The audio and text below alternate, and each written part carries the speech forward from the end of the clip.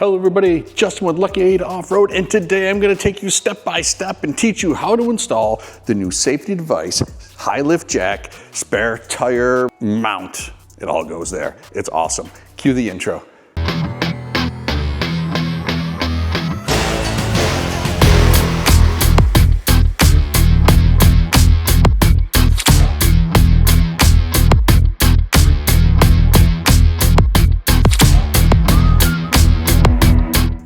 All right, before we install, let's take a quick look. Here is the main bracket. It bolts to two existing bolt holes back here that actually hold the tire carrier to the door. Super easy. And then the high lift itself sits in here, held down with this little bracket and some other hardware on the bottom to make sure it doesn't bounce around. Not a hard install. You'll have this done super quick. I'm gonna pull the spare tire off so we can take a look at where it mounts. Then we'll get these brackets in place. This job's gonna be done soon. The factory tire carrier is held on with two bolts. We need to remove one here and one down here. I've already pulled this lower one. It is a 17 mil. We'll get that off real quick. All right, this bolt comes out. We are going to replace them with these two stainless bolts and washers like so. You can bolt this up right away. I find it easier to mount the bracketry that holds the high lift first. So that's what I'm gonna do. I'll show you how to do that. We'll put the whole contraption on the door. We'll bolt up the high lift. And then if anybody out there wants to help me put that tire back on, I'd appreciate it. In order to install the upper handle bracket, or actually frame bracket, goes like this. This little backing plate's got some nuts welded to it, essentially sandwiches in between.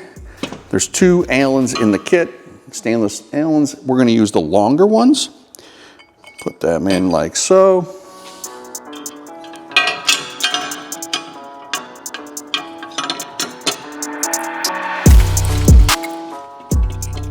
All right, I'm gonna get those in, but I'm not gonna tighten them down, because depending on the high lift jack and the way it sits in the base, you will need to adjust this one way or another to make sure it's held on the mount nice and snug. I'll get those on. We'll come back and have a look.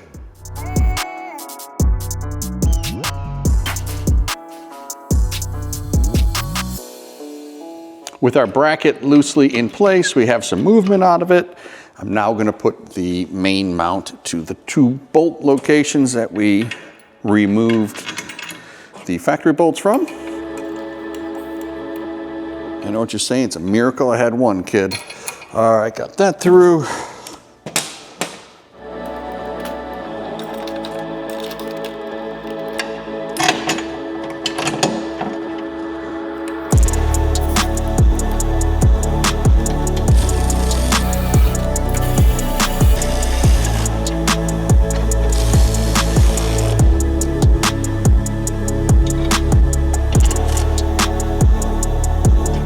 With the mount securely mounted to the mount, I like to set the high lift in.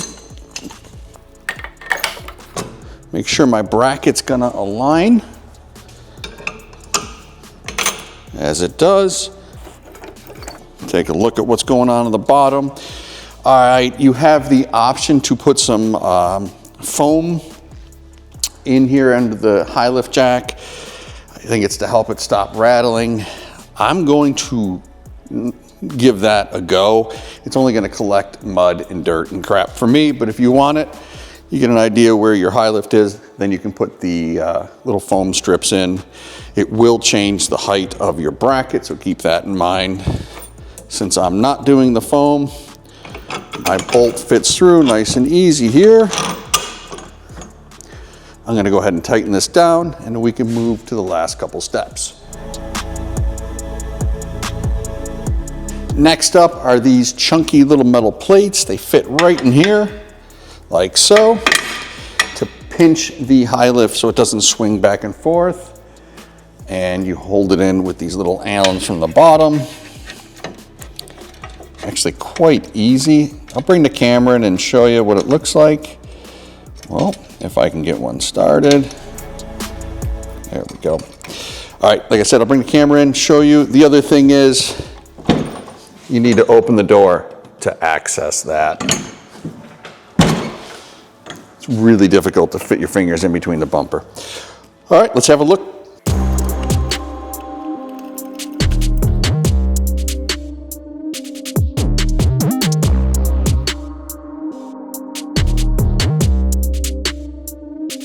All right, final step, get your bolt with the washer, send it in that way. If you have oversized tires, that's the only way it's gonna fit. So you wanna make sure the bolt is heading out, washer on the other side, and the nut.